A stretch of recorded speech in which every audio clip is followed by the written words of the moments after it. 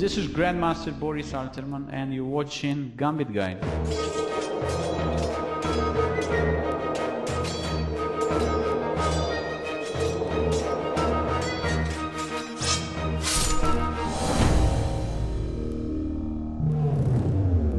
Welcome back to the new series of Gambit Guide, and today I would like to start with an interesting line which, rarely to say, you can get from different moves orders, but it has one name, Spielmann Gambit.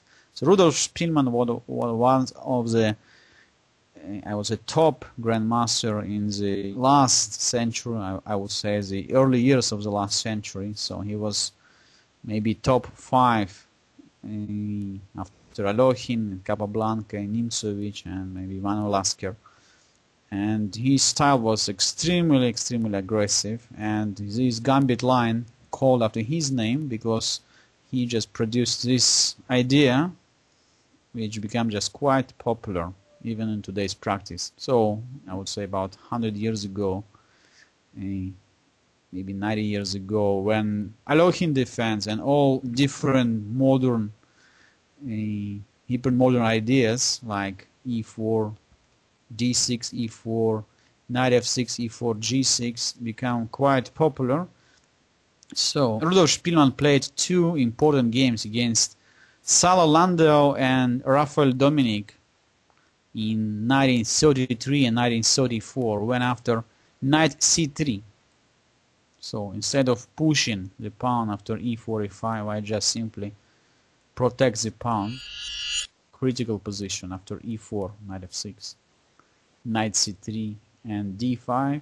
So right now just explain you the forward to the gambit, because after e4, e5 the most natural continuation for black here is knight f6 to d7, and black is intending after knight takes d5 to capture back the pawn with knight takes e5.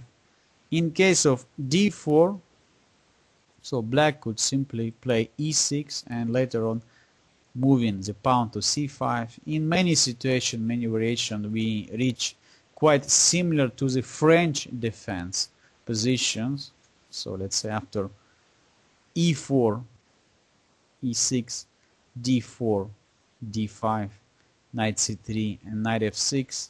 So black more or less force white to get the same way, the same position, which we could reach also from the Alekhine defense. However, instead of playing the normal move like d4 or even f4, Rudolf Spielmann just came with very interesting idea. He decided to sacrifice the pawn and to play e5, e6, and this is the starting point of the Spielmann Gambit. So what for white sacrificing in pawn? So absolutely clear that black has to accept and to play f takes e6, since after knight f6 and e takes f7, so black's king loses the chances to castle in the future. So after king takes f7, white just brings his knight on f3, threatening to play